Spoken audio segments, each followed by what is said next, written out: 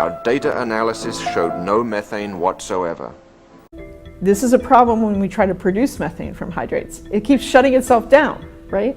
So it's not a situation where we trigger breakdown and that breakdown is going to suddenly, like the whole deposit's going to release its methane all of a sudden. That is not a scientifically sound worry. Our data analysis showed no methane whatsoever. This is a problem when we try to produce methane from hydrates. It keeps shutting itself down, right? So it's not a situation where we trigger breakdown and that breakdown is going to suddenly, like the whole deposit's going to release its methane all of a sudden. That is not a scientifically sound worry. Our data analysis showed no methane whatsoever. This is a problem when we try to produce methane from hydrates. It keeps shutting itself down, right? So it's not a situation where we trigger breakdown and that breakdown is going to suddenly, like the whole deposit's going to release its methane all of a sudden. That is not a scientifically sound worry. Our data analysis showed no methane whatsoever. This is a problem when we try to produce methane from hydrates. It keeps shutting itself down, right? So it's not a situation where we trigger breakdown and that breakdown is going to suddenly, like the whole deposit's going to release its methane all of a sudden. That is not a scientifically sound worry.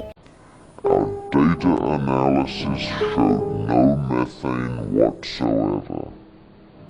This is a problem when we try to produce methane from hydrates. It keeps shutting itself down, right? So it's not a situation where we trigger breakdown and that breakdown is going to suddenly, like the whole deposit's going to release its methane all of a sudden. That is not a scientifically sound worry. Our data analysis showed no methane whatsoever. This is a problem when we try to produce methane from hydrates. It keeps shutting itself down, right? So it's not a situation where we trigger breakdown and that breakdown is going to suddenly, like the whole deposit's going to release its methane all of a sudden. That is not a scientifically sound worry. Going south, going south.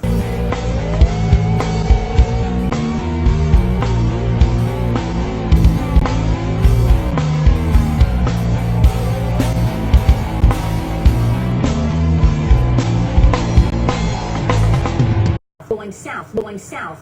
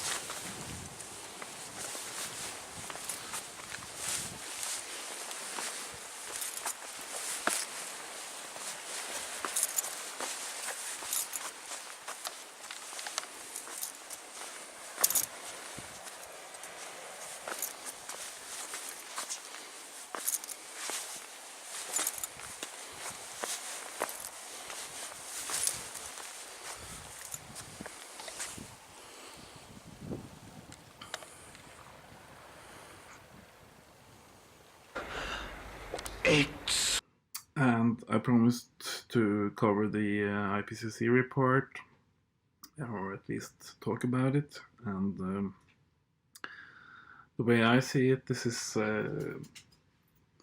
in many ways, this is the deep state in a panic mode, because many smart people have already said a lot of good things about how the report is weak scientifically, and it's underplaying the danger and the risk and the speed of climate change. And I think so that's sort of the how they got it wrong.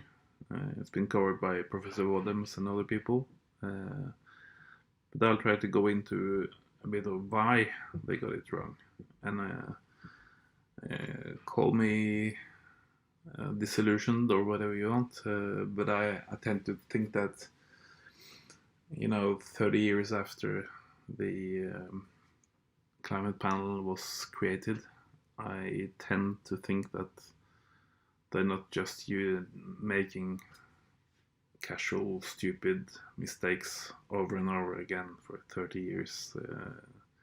There's something else going on than,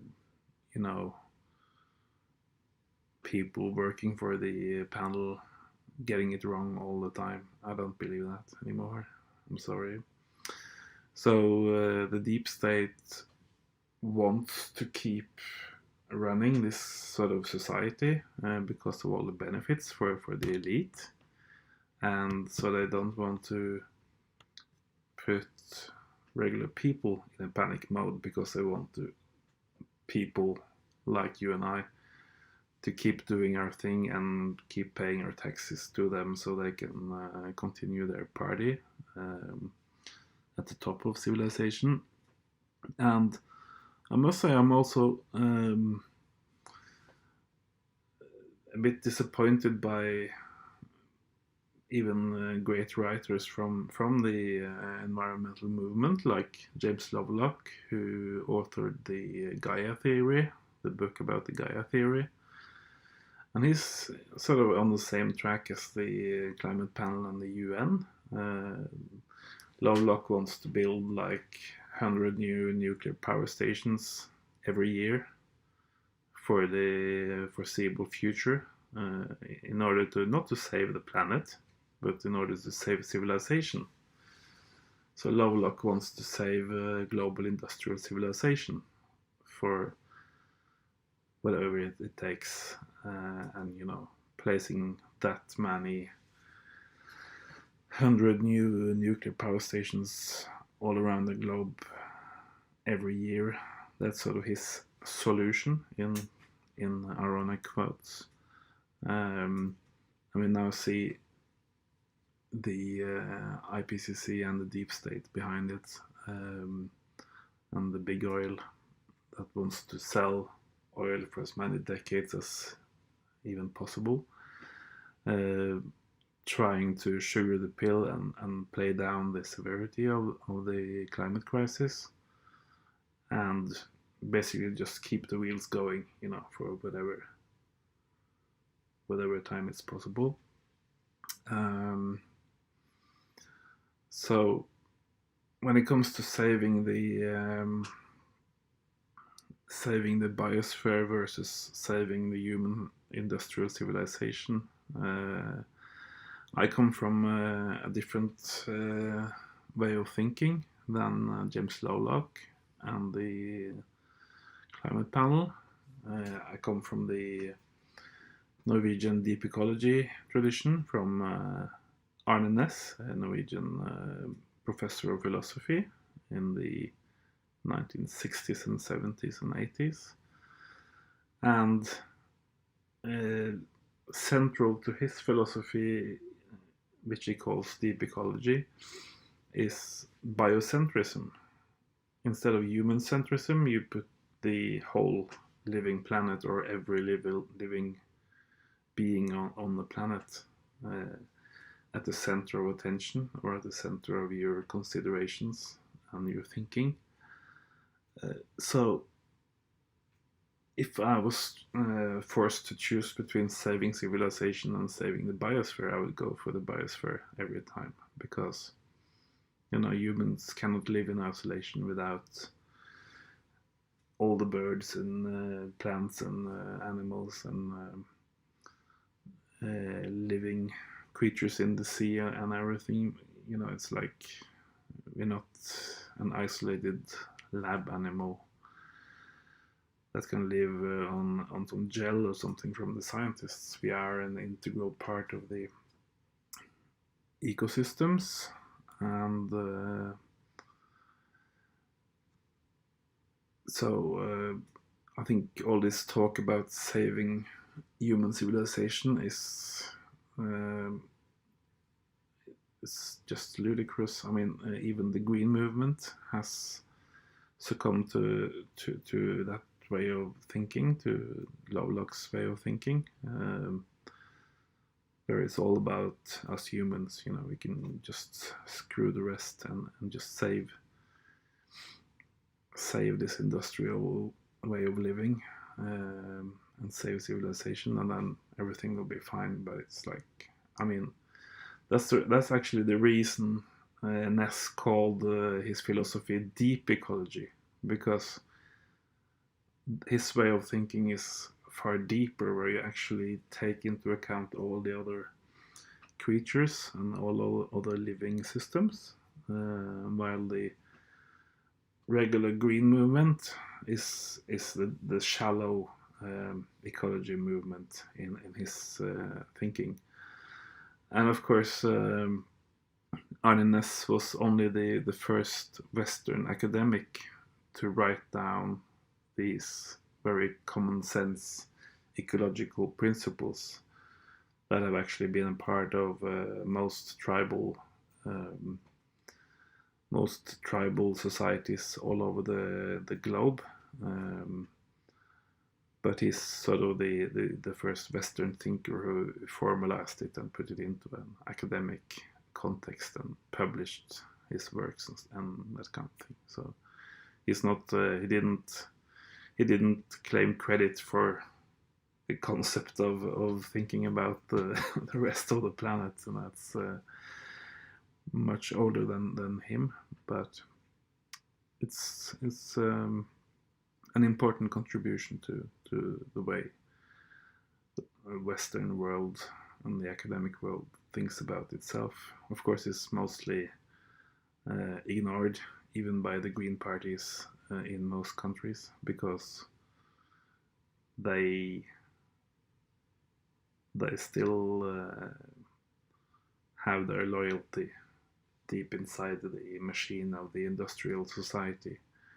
And people like Ness and yours truly, who used to be on the same list for the election for the Green Party in my earlier hometown Oslo, we are more like considered what do you call that? Trouble, basically.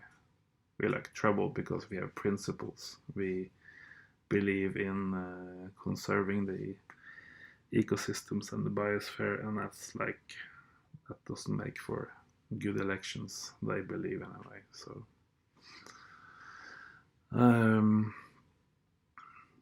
yeah, so I've covered most of that. Yeah, to sum up my view about the climate panel and their new report and what they want to do, I think they're just playing the old delaying game, just delaying the inevitable collapse of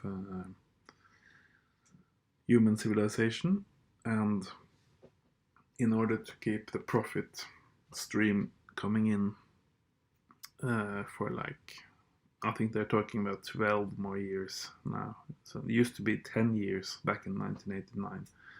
But now they say we have 12 more years to to figure out our shit.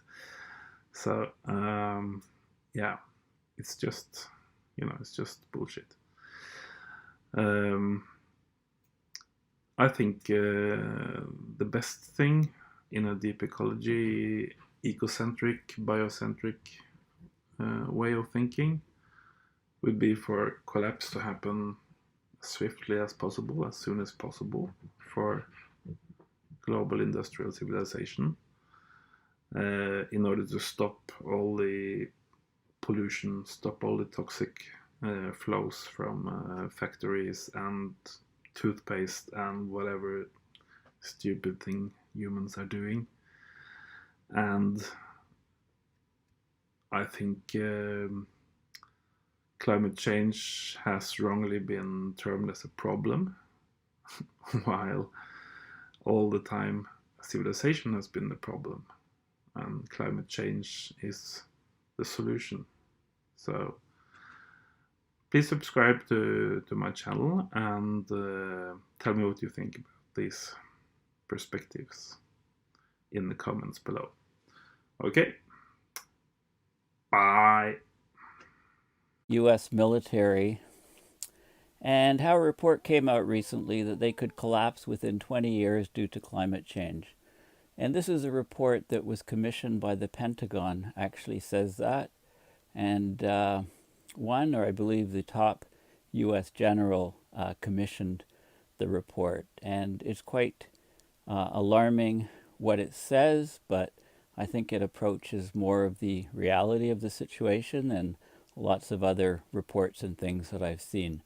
So I'm going to talk about a lot of different things in this series of videos, including the carbon budgets of the military, including one of the weakest points of the whole infrastructure of civilization. I mean, when we talk about civilization collapsing, what do we really mean? I mean, we talk about, we mean things like global food shortages, water shortages, lots of regional conflicts. But, one of the biggest indications is a collapse of the electrical grid, a collapse of the power grid would basically, our society relies on power so much. Power is everything. Electricity is everything. Without it, we basically go back to the Stone Ages, to the Dark Ages.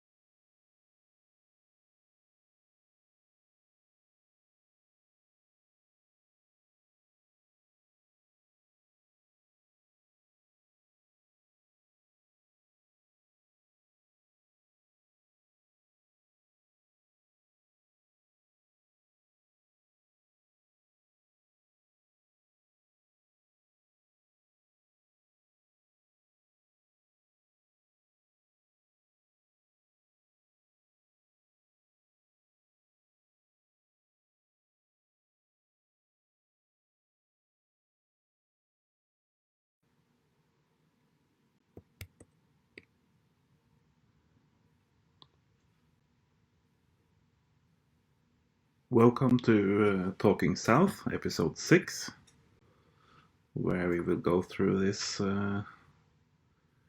new plot for the Good Hope model and the half-year Arctic Blue Ocean event estimates.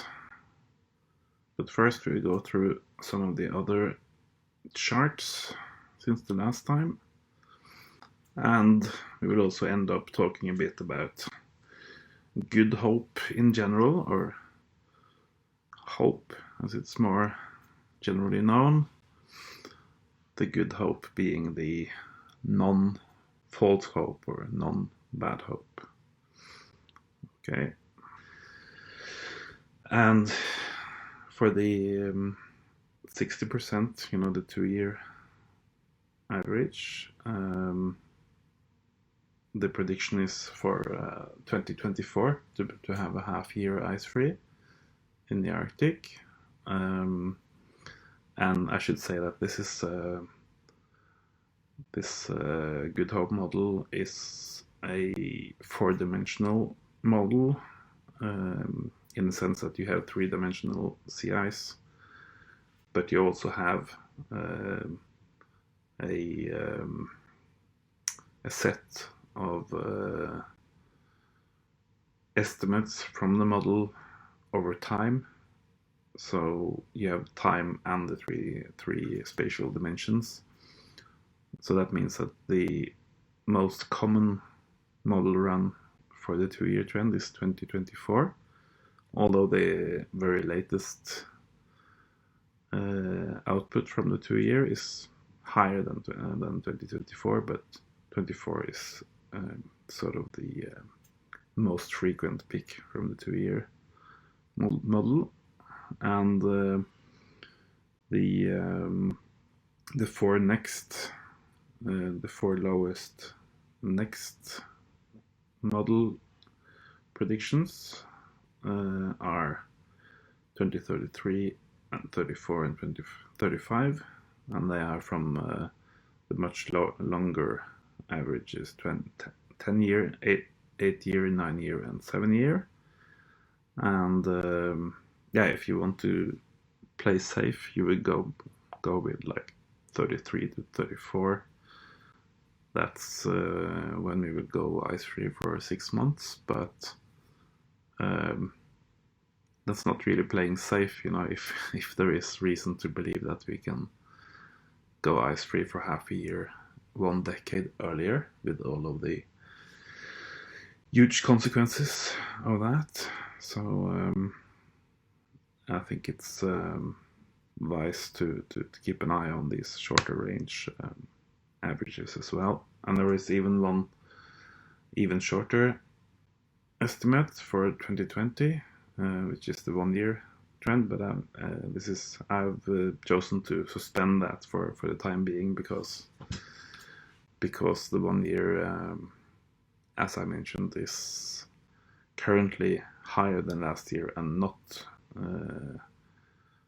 not really pointing to zero ice at the moment. So even though 2020 is the most frequent pick from that model, I've just suspended it for this plot here until such time as the 1 year trend is lower than the previous year. Okay. And this is maybe a more familiar plot. You see the same thing here, with 2024 being the most frequent or biggest font for these predictions for half-year ice-free. And here you also see 2020, which is still the second most frequent pick from these models. And you also see 2025 and 26 are reasonable estimates for when we have half-year ice-free. And of course this model is not perfect, and there's no telling whether or not it will be correct in the final judgment. But what I can say about it is that I'm using already measured data for the sea ice from the sea ice volume model of biomas. And so instead of trying to simulate the entire Arctic or the entire weather systems and climate systems and feedback systems, I've just used the data that are already in and made some rules for how the projections are going to be made from that data. So yeah, I promised to also talk a bit about hope, or what I will choose to call good hope. I noticed there's been some election thing going on in America over the last days, and so to contrast the good hope, I will talk about the bad hope or futile hope. That's the hope everybody is familiar with.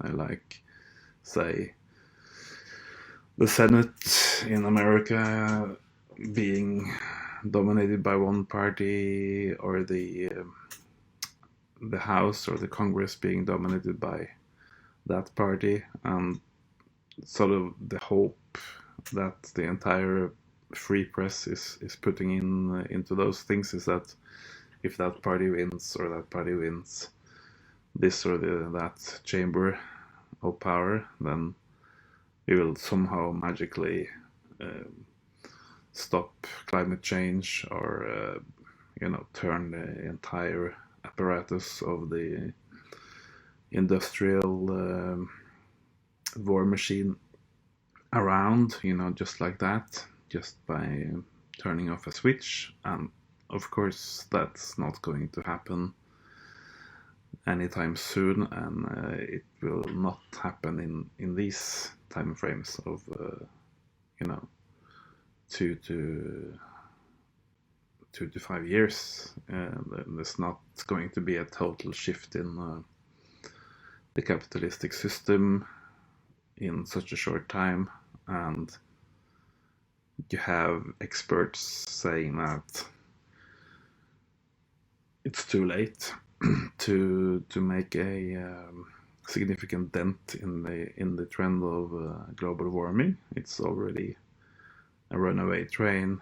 It's self-reinforced. You have feedbacks left and right that make sure that it's going to keep warming, whether we choose that political party or not, or whether we start taking the subway or train instead of a car. It's long-term cycles and feedbacks that are already chock full of carbon that's hiding in the ocean for a while and then being released to the atmosphere again, or carbon that's been stored for hundreds of thousands of years in the tundra of Siberia, in the permafrost. All of these things, they don't respect political elections in Europe or America or Australia or anything. These are natural processes, and they may be triggered by human industrial civilization, but these days they are already triggered, and they don't need any more triggers from humans to keep going. So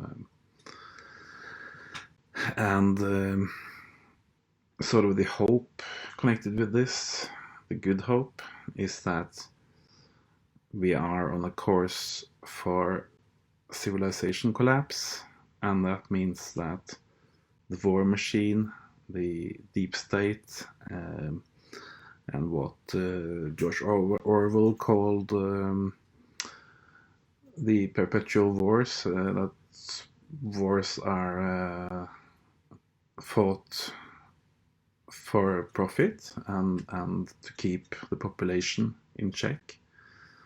The security state and all of these things are sort of founded on the principle of being at war at any moment. So because we are at war against Oceania or whatever, that means that everybody has to be monitored and controlled by the government, and the deep state wants that sort of system to be in place all the time for its own reasons, to better control their populations.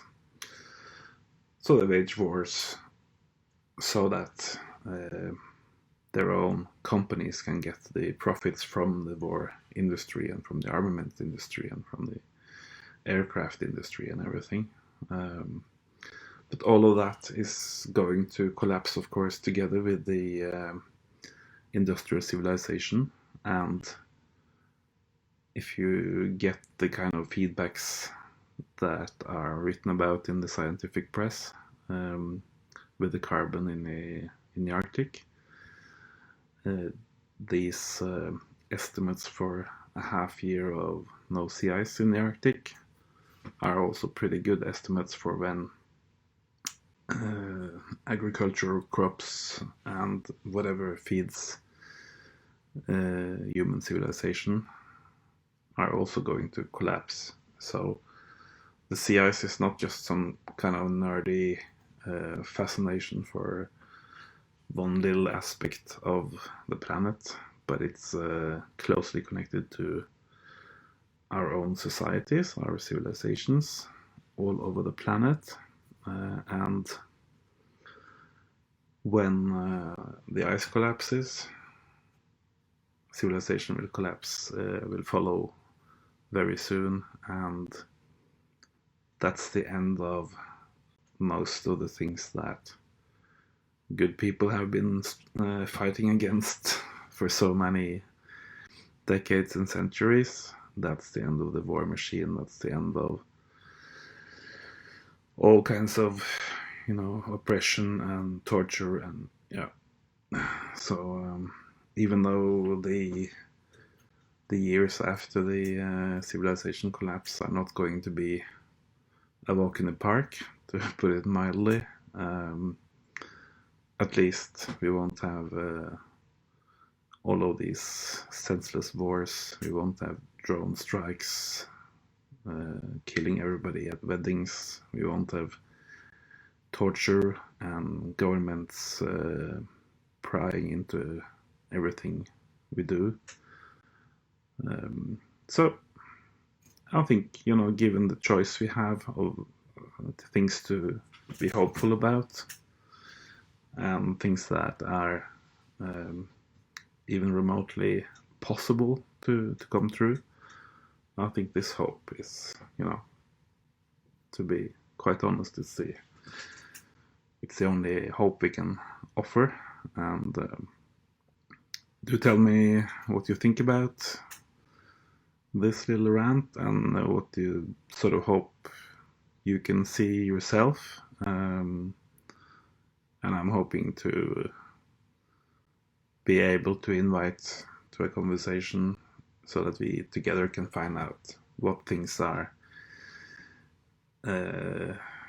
meaningless to hope about and what things are at least, possible. They may come true, and it won't be a perfect, easy, or very pleasant world, but it will be a new world anyway. So, okay, bye. Hello, I'm Paul Beckwith, and this is MOP. No fancy name like Shackleton the Explorer, named after the great Antarctic explorer, but just MOP, Fuzzy Mop. Now, Mop is pretty shy, pretty camera shy, so as soon as I stop paying attention to her, she's going to bolt. But she's like a younger version of Shackleton, much fluffier and fuzzier. But when she was a little kitten, as soon as you picked her up, she would purr so loud. But now she pretty much, her personality's changed completely, and she likes her own space. So in this video, I'm going to talk all about the U.S. military and how a report came out recently that they could collapse within 20 years due to climate change. And this is a report that was commissioned by the Pentagon, actually says that. And one, or I believe the top U.S. general, commissioned the report. And it's quite alarming what it says, but I think it approaches more of the reality of the situation than lots of other reports and things that I've seen. So I'm going to talk about a lot of different things in this series of videos, including the carbon budgets of the military, including one of the weakest points of the whole infrastructure of civilization. I mean, when we talk about civilization collapsing, what do we really mean? I mean, we talk about, we mean things like global food shortages, water shortages, lots of regional conflicts. But, one of the biggest indications is a collapse of the electrical grid, a collapse of the power grid would basically, our society relies on power so much. Power is everything. Electricity is everything. Without it, we basically go back to the Stone Ages, to the Dark Ages. And there's actually worrying signs in many different countries of this collapse occurring. And not just, developing countries, but developed countries. I mean, you know what I'm talking about if you're up on the news. I'm talking about the shutting down of the power grid, the actual completely flimsy nature of the power grid in California. High winds pick up, and the company PG&E, which private company, went bankrupt a few years ago, mostly because of lawsuits, because their power grid is very, very flimsy. So high winds blow it over. Those high winds associated with winds coming from the Sierra Nevada, so they're high up, cold, dry air comes down by gravity, goes through the valleys, accelerates, knocks over the power lines, creating sparks, triggering wildfires. It's very hot and dry at that time of year. And this is exactly what we're seeing right now in California. So I'm going to I always try to sort of take a systems view and try to connect all of the different components and pieces. And what we're experiencing right now is cascading feedbacks kicking in and causing enormous consequences to humanity. I mean, when we talk about civilizations collapsing, it's not all or nothing. It's not all over the world simultaneous. The weaker places, the places that have, big glaring Achilles heels, if you like, or weak spots, those are the places that can collapse quickly. And it can be very surprising to people because, some of the, what you might think some of the weaker countries are and most likely to collapse, will actually turn out to be a lot more resilient.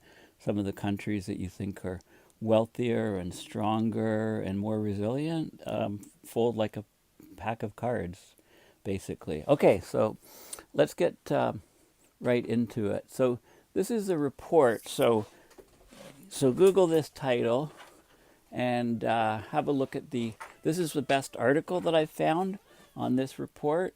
So I'll go into some of the details. But before I do that, I want to remind you, this is my website, paulbeckwith.net, and please consider making a donation to my website. And I have a plane ticket to Santiago, Chile.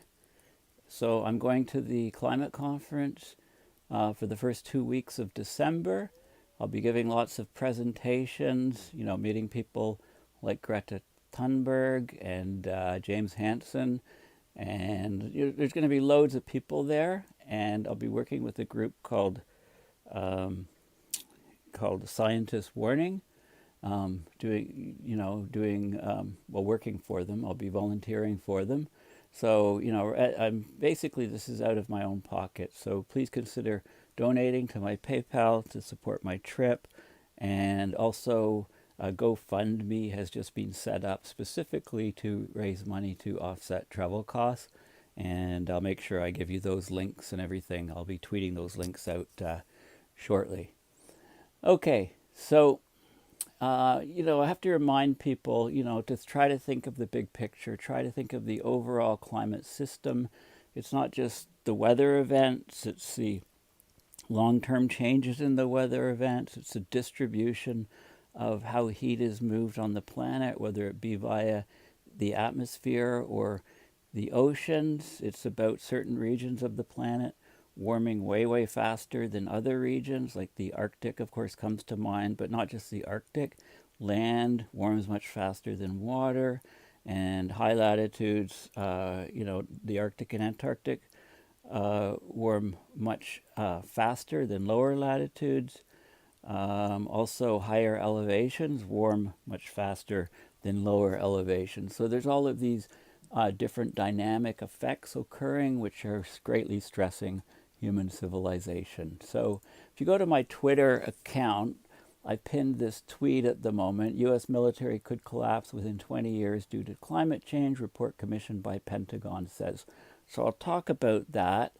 And also, a number of my recent tweets have been about these fires in California. California is 2.5 degrees Fahrenheit, which is just over, 1.2 or 1.3 degrees Celsius hotter than 1970.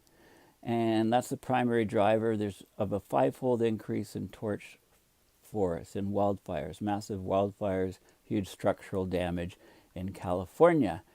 Big cities, entire towns are being evacuated, and basically, and the power is off. So the power is evacuation warning down here, fire up here, power grid is shut down, affecting, a million people.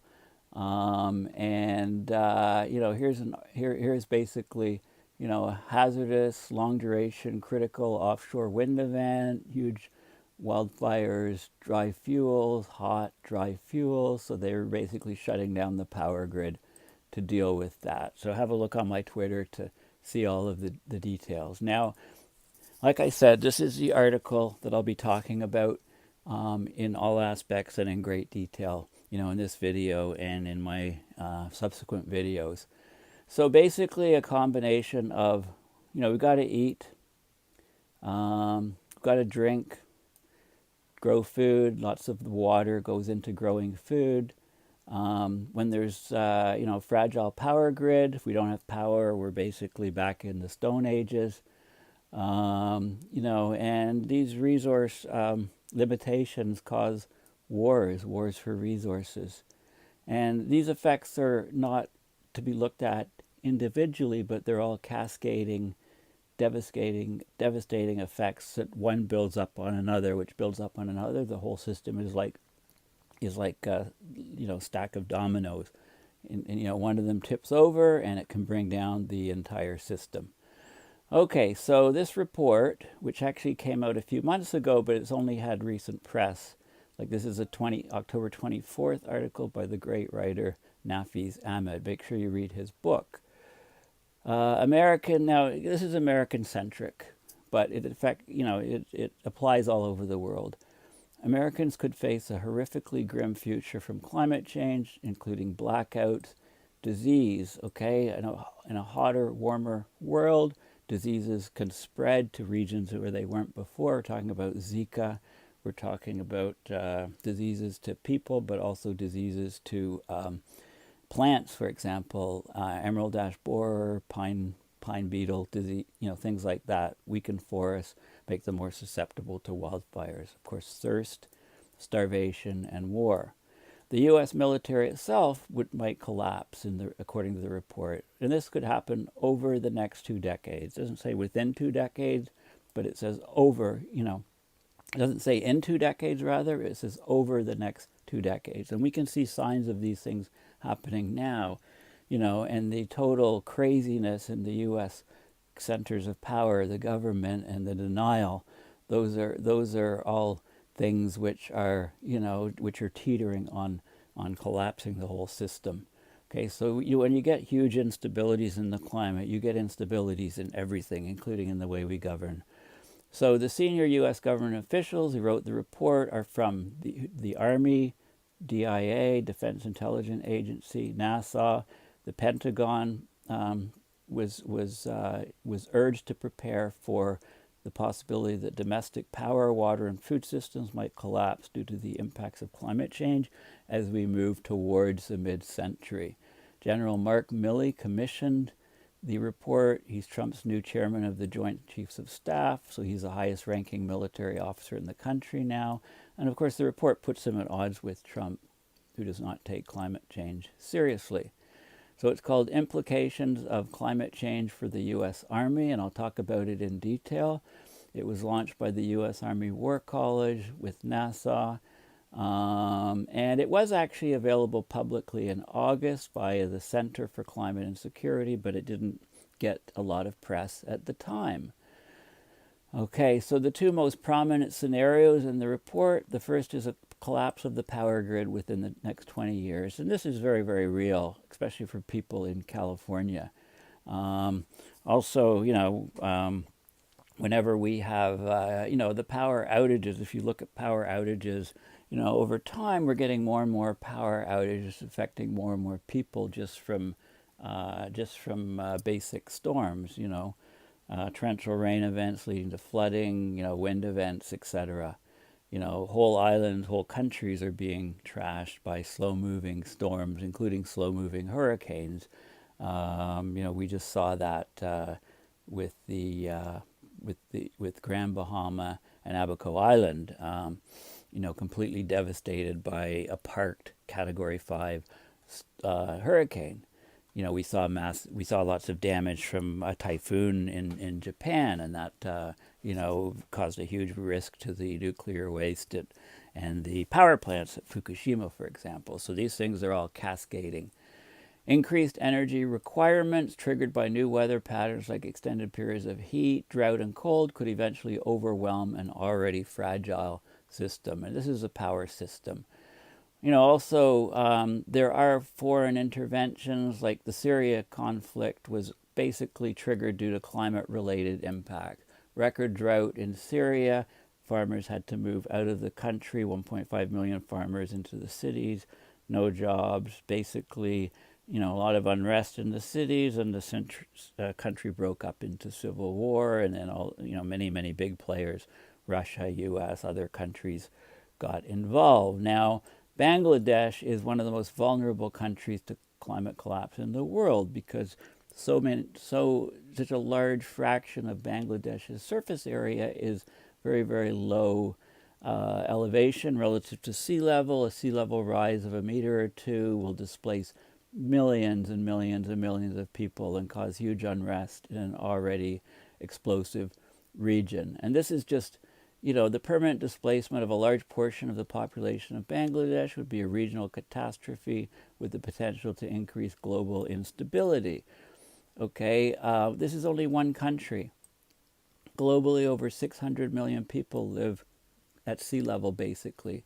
Sea level rise, which could go higher than 2 meters by 2100, according to one recent study, will displace tens, if not hundreds of millions of people, creating massive, enduring instability. Okay, so the report argues that the U.S. should be ready to act in these countries, and also, talks about the rapidly melting Arctic, and it says the U.S. military should take advantage of hydrocarbon resources there and new transit routes, basically, and be ready for conflict with Russia. I'll continue this. Thanks for listening.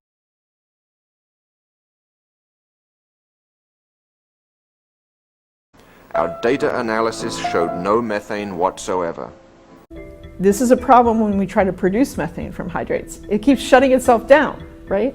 So it's not a situation where we trigger breakdown and that breakdown is going to suddenly, the whole deposit's going to release its methane all of a sudden. That is not a scientifically sound worry.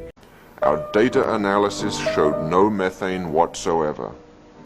This is a problem when we try to produce methane from hydrates. It keeps shutting itself down, right? So it's not a situation where we trigger breakdown and that breakdown is going to suddenly, the whole deposit's going to release its methane all of a sudden. That is not a scientifically sound worry.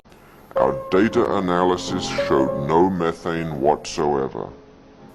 This is a problem when we try to produce methane from hydrates. It keeps shutting itself down, right? So it's not a situation where we trigger breakdown and that breakdown is going to suddenly, the whole deposit's going to release its methane all of a sudden. That is not a scientifically sound worry. Our data analysis showed no methane whatsoever. This is a problem when we try to produce methane from hydrates. It keeps shutting itself down, right? So it's not a situation where we trigger breakdown and that breakdown is going to suddenly, like the whole deposit's going to release its methane all of a sudden. That is not a scientifically sound worry. Our data analysis showed no methane whatsoever. This is a problem when we try to produce methane from hydrates. It keeps shutting itself down, right? So it's not a situation where we trigger breakdown and that breakdown is going to suddenly, like the whole deposit's going to release its methane all of a sudden. That is not a scientifically sound worry. Our data analysis showed no methane whatsoever. This is a problem when we try to produce methane from hydrates. It keeps shutting itself down, right? So it's not a situation where we trigger breakdown and that breakdown is going to suddenly, like the whole deposit's going to release its methane all of a sudden. That is not a scientifically sound worry. Going south, going south.